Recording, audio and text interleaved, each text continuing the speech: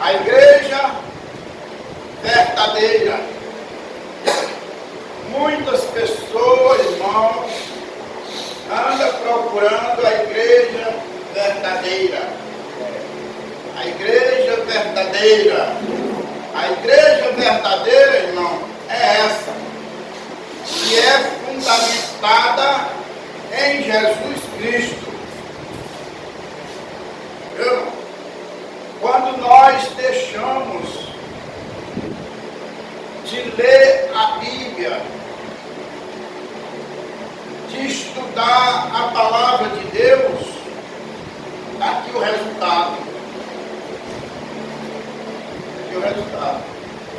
O resultado é a apostasia. O que é apostasia? Apostasia é deixar de crer na palavra de Deus, nas coisas de Deus, viu, irmão? E agora viver aí à toa.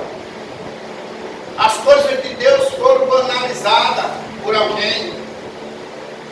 O irmão vivia na igreja pregando junto com nós, na comunhão dos santos, mas agora ele está no mundo. Que é isso, irmão? Isso é apostasia, irmão. Ele deixou Deus pelo mundo. Ele largou as coisas de Deus para viver novamente as coisas do mundo. É quando nós conhecemos Deus, nós conhecemos Jesus, nós conhecemos as suas maravilhas, nós comemos na mesa de Deus, nós bebemos na mesa de Deus. E agora nós vamos beber aonde? Na mesa dos demônios. Agora nós deixamos de beber na mesa de Deus e comer, e agora nós vamos se alimentar e beber na mesa dos demônios. Aonde elas estão? Você pode andar por aí que você vê que atuar uma mesa de demônios. Isso é apostasia. Irmão? Quando nós largamos as coisas de Deus, quando nós conhecemos as maravilhas de Deus, e agora nós deixamos tudo que nós fazia para Deus, agora nós estamos fazendo para o mundo. Aí é apostasia. Aí você aposta toda a fé. Aí fica difícil, né? Esse estudo de hoje é muito maravilhoso como os demais. Sempre a palavra de Deus para nós é um alimento espiritual. A palavra de Deus para nós é um alimento espiritual. Não é alimento material, é um alimento espiritual. Quando nós estudamos a palavra de Deus, quando nós estamos na escola bíblica dominical, quando nós estamos no culto de ensino, no culto de oração, nós estamos se alimentando espiritualmente para nós fazer a obra de Deus, para nós estar fortes. Não é qualquer vento que vai derrubando um crente assim. Não é qualquer vento que vai derrubando um crente que está fundamentado na palavra de Deus. Já passou 2 ventos aí, irmão, forte. E está vindo um vento forte aí. Mas se você estiver fundamentado na palavra de Deus, se você estiver alicerçado na palavra de Deus, você não vai cair, porque Deus não vai deixar. Irmão, nós somos ganhadores de alma. Mas se o Espírito Santo não convencer a pessoa de forma nenhuma, nós vamos conseguir. O Espírito Santo é quem convence o homem do pecado, do juízo. O Espírito Santo, irmão, é a pessoa que faz esta obra. Qual é o trabalho da igreja? O trabalho da igreja é pregar a palavra de Deus. O trabalho da igreja é falar do amor de Cristo. O trabalho da igreja é sair nas ruas deste bairro, pregando a palavra de Deus e convidando. Só isso, irmão. Quem convence a pessoa é o Espírito Santo de Deus. Este é o trabalho. Quando nós vamos sair para um trabalho, nós convidamos. Vamos, Espírito Santo, comigo. Porque eu só sei falar. Mas convencer quem sabe é o Senhor. Convencer as pessoas, trazer as pessoas para Jesus. Quem sabe é o Senhor. Eu não sei fazer essa obra. Só sei abrir minha boca e pregar a palavra de Deus. Dizer que Jesus Cristo é a única solução para este mundo que jaz no maligno. O Espírito Santo de Deus. Quem é o Espírito Santo de Deus, irmão? É a terceira pessoa da Trindade. Ele não é uma força, ele não é um vento. Não. O Espírito Santo de Deus é a terceira pessoa da Trindade. Pai, Filho e Espírito Santo. Eles sempre tiveram unidos. Eles sempre tiveram em um só propósito. Olha, irmão, o fundamento da igreja Assembleia de Deus Missão é Jesus de Nazaré. Ela é cristocêntrica. Cristocêntrica. A nossa igreja, a igreja que nós congregamos, a igreja que nós fazemos parte, ela é a igreja que está fundada em Jesus Cristo. Está fundada na pessoa certa. É a igreja que nós congregamos. Ela está fundada na pessoa bendita de Jesus. E não se pode fazer outro alicerce. Não se pode fazer outro fundamento em cima do que já foi feito. A palavra de Deus diz que se vier um anjo, se ele não falar de Jesus, se ele não falar o evangelho que Jesus Cristo já pregou, não acredito nele não, ele não é de Deus. Porque não se pode fazer outro fundamento em cima do fundamento que já foi feito. O fundamento que já foi feito é esse que nós estamos vivendo ele. Não aceite ninguém vir pregar outra doutrina. A doutrina é Jesus de Nazaré. O Espírito Santo de Deus. Viu? É que dá força para a igreja. Eu já cheguei várias vezes em lugares que a doutrina é diferente. Aí eu também nem entro. Da porta onde eu estou, eu volto. Porque tem aí umas doutrinas que não dá. Tem uns fundamentos que não dá nem para mim ouvir. Porque eu conheço o fundamento verdadeiro que é Jesus de Nazaré. Jesus veio a este mundo, morreu e ressuscitou. Ele está vivo para todo sempre. E agora ele está aguardando a igreja que está preparada para subir. A igreja que está preparada para subir. Ele comprou com o sangue dele. Tem doutrina por aí que não acredita no sangue. Tem doutrina por aí que não acredita no sangue. Não acredita no não acredita no Espírito Santo, irmão. Meu Deus. Irmão, nem pare para ouvir essas doutrinas com apuro. Por isso, irmãos, quando nós tivermos alguma luta, se lembre, o sangue é para purificar, é para lavar. Entendeu? Mas o nome de Jesus é para expulsar. Né? Irmão? O sangue de Jesus é para lavar, é para purificar, é para limpar. Mas o nome de Jesus, quando nós tivermos em apuro por aí, o nome de Jesus é para expulsar tudo que não é de Deus. Amém? Amém. Quem faz parte da igreja anda no Espírito.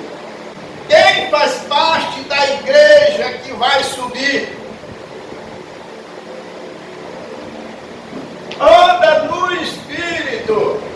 E se nós andar no Espírito, irmão, ninguém vai nos enganar. Se nós andar no Espírito, ninguém vai nos enganar. Quando a pessoa aparece ali na nossa porta, o Espírito, que é o nosso amigo, que não separa nem um instante, ele já te disse, olha, ele veio te enganar. Brinca. O crente que não tem o Espírito Santo, ele perde a autoridade. Aquele é um crentinho, né? Ele é um crentinho. Mas o crente que anda no Espírito e está cheio do Espírito Santo, quando ele chega em qualquer lugar, ele ordena e a doença sai. Se tiver cheio do Espírito Santo, sai. Ele ordena e o mal sai dali daquele lugar. Se nós crentes aqui, nós somos cheios do Espírito Santo, pode ter certeza que o Espírito Santo, ele se comunica com o nosso espírito, que nós somos filhos de Deus. Você está em um local e ele chega e fala com você no seu coração. Oh, isso aí está errado. Quantas vezes eu estava sentado em lugar que não era para sentar, em lugar que era só para chegar e falar de Jesus, e às vezes eu sentava, e ali o Espírito Santo dizia que para mim, sai daí, aí não acredito, esse lugar aí não acredito não. Vai fora. O Espírito Santo é uma pessoa, irmãos. O Espírito Santo, ele é a terceira pessoa na Santa Trindade. Viu? O Espírito Santo, ele não é uma força, ele não é um vento, como alguém diz por aí, porque não tem conhecimento da palavra de Deus. Talvez anda até na rua com a Bíblia debaixo do braço, mas não conhece Deus. O Espírito Santo é a terceira pessoa e ele sempre esteve conosco, ele sempre esteve para nos dirigir. Você quer ver como ele sempre esteve? Quando não existia terra, a Bíblia diz que lá onde ele estava, eles três, ele sobrevoava, não era? Por sobre o abismo. Era só um abismo. Pai, Filho, Espírito Santo. Eles são unânimes. Nunca um escolheu uma coisa para o outro ser contra. Eles são unânimes, eles são unidos. E um quer, o outro quer. O Espírito Santo quer salvar. É da vontade do Filho e também do Pai. Amém? A certeza, também ele lhe dá a certeza, irmão, quando você vai pregar o Evangelho na rua, ele também lhe dá a certeza de que todo dia você se congregando na igreja, né? Quando vai fazer uma coisa errada, ele lhe dá a certeza de que você já está separado daquilo, você já foi liberto daquilo, como a própria palavra diz que aquilo que foi cometido antes foi jogado no lago do esquecimento. E dele o Senhor já não se lembra mais. É assim? Quem se lembra é o diabo para te acusar. Agora, o que Jesus fala na igreja, para a sua igreja? Ele disciplina ele, né? Às vezes o filho vai, entra errado, aí Jesus chega e fala para ele. É assim ou não é? O interessante hoje, sabe o que é, irmão? Às vezes, é como o pastor Zé estava dizendo ontem na live, né, assistindo, ele disse que tem igreja que a gente vai pregar, Deus usa nós pregando ali no púlpito, ele nem sabe, mas ele está falando diretamente direcionado para uma daquelas pessoas ali. O dom que há em ti, o Espírito Santo que está te usando naquele momento, ele está te usando para benefício da igreja. Para que a igreja venha escutar a palavra, não é assim? Para que a igreja venha saber o que Jesus quer com ela. A igreja, irmãos, a natureza da igreja, se todos soubessem o que é a natureza da igreja, não ia ter esse tanto de confusão que há na igreja. Entendeu? Não ia ter esse tanto de confusão que há na igreja, não ia ter pastor trazendo político para benefício próprio dentro da igreja.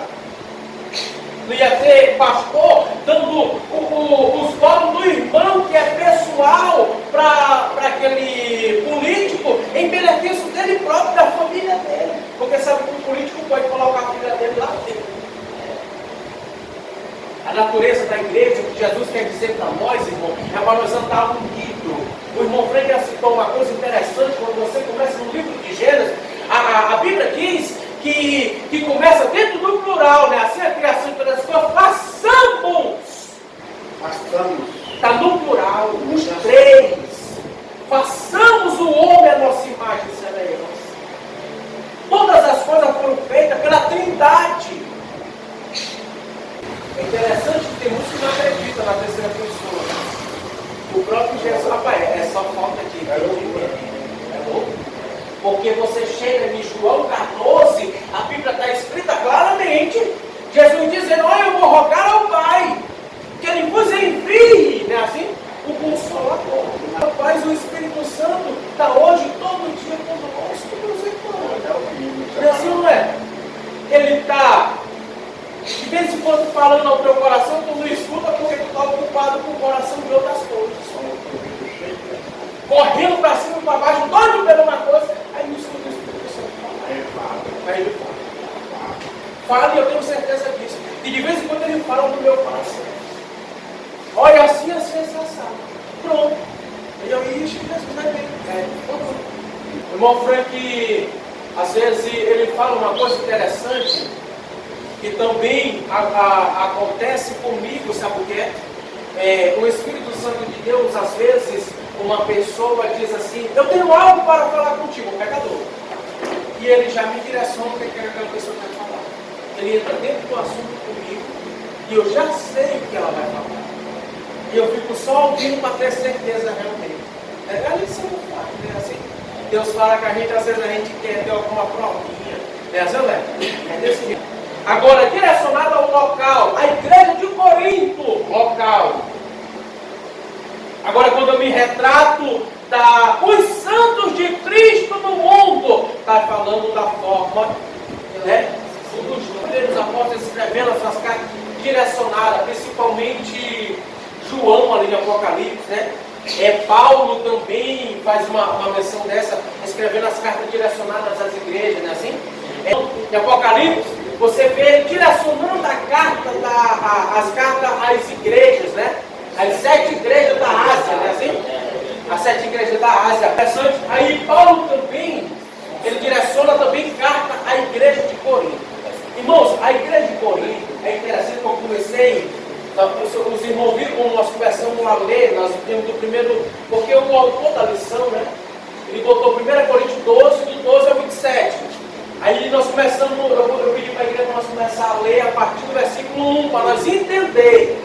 Porque esse texto está tratando de coisa da igreja que Paulo está tratando ali naquele lugar. que os crentes, né, quando você puxa lá, os crentes estavam querendo ser mais espiritual do que o outro, porque tinha um dom dado por Deus. Não é assim ou não é? Do capítulo 1 ao capítulo 11 é Paulo tratando de problema da igreja de Corinto. E olha que era uma igreja privilegiada, que tinha os dons tudinho dela.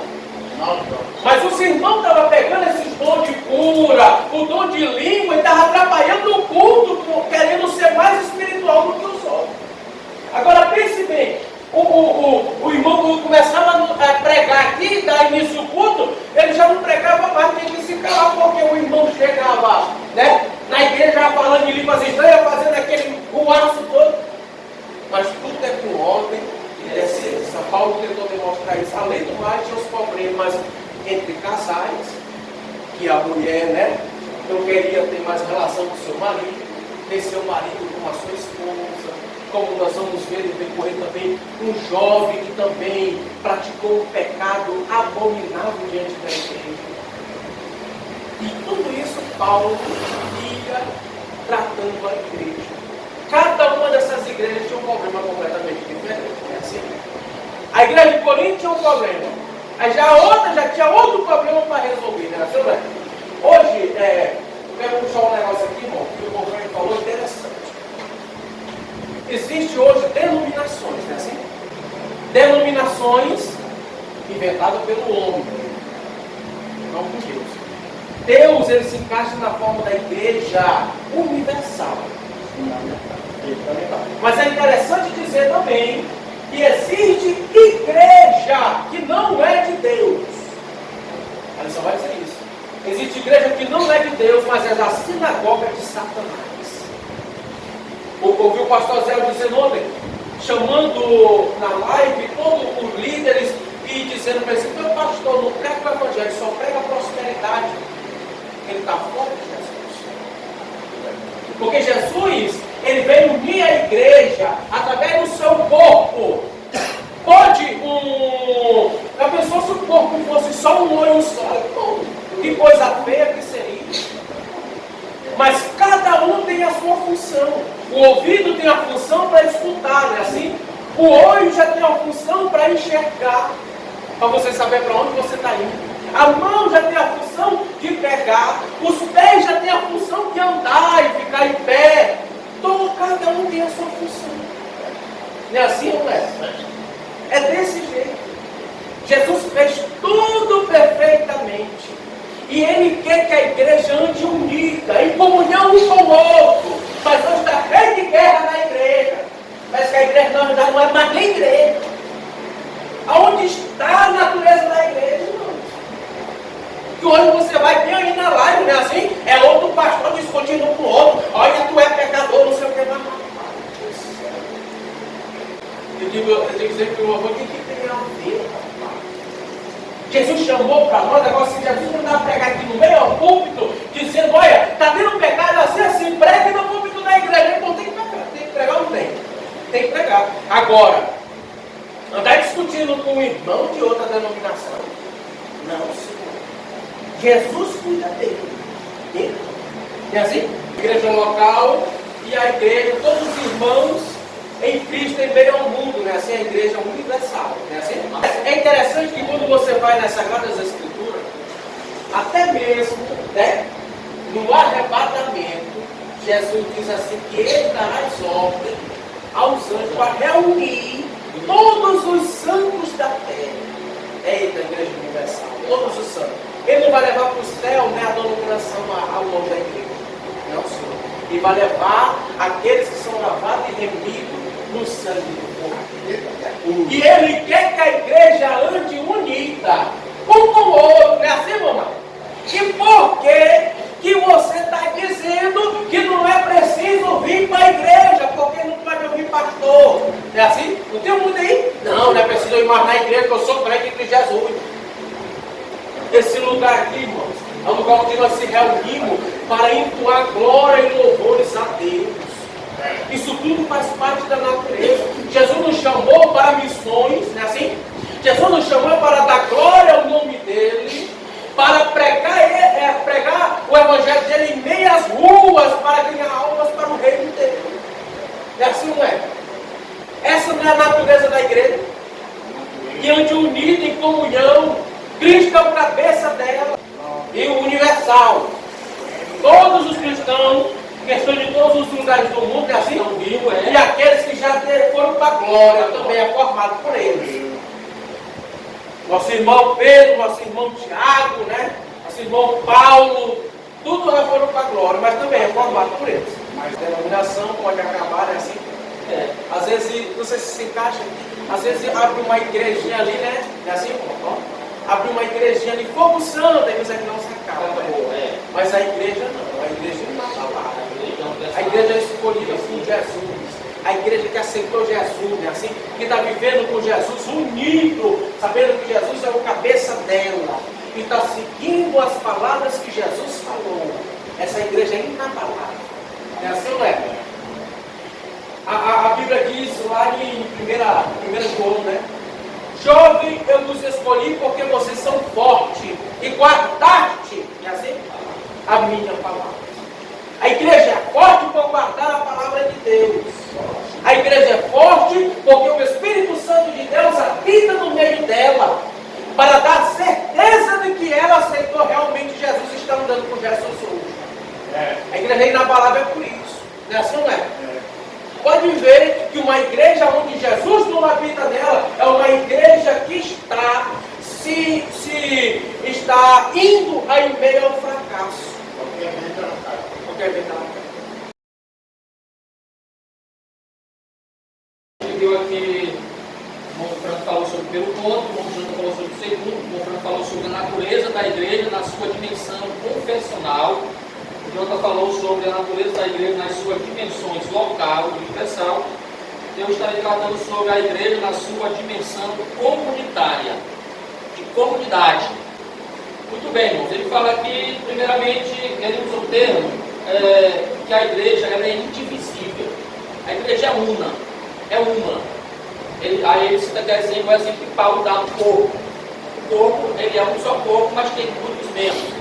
Mas não é um corpo independente, não. Nenhum membro faz algo independente do corpo. Todos os membros agem de comum acordo. Mas quem dá o comando do membro? Quem é? Quem dá o comando? Cérebro. No caso, a cabeça. No geral, a cabeça. Eu pergunto, quem é a cabeça da igreja? Cristo é a cabeça. Cristo é a cabeça do corpo. O corpo é a igreja. A cabeça é Cristo. Cabeça sem corpo é cadáver. E corpo sem cabeça é história de terror, né? A mulher sem cabeça, já ouviu falar na mulher sem cabeça? É coisa de terror.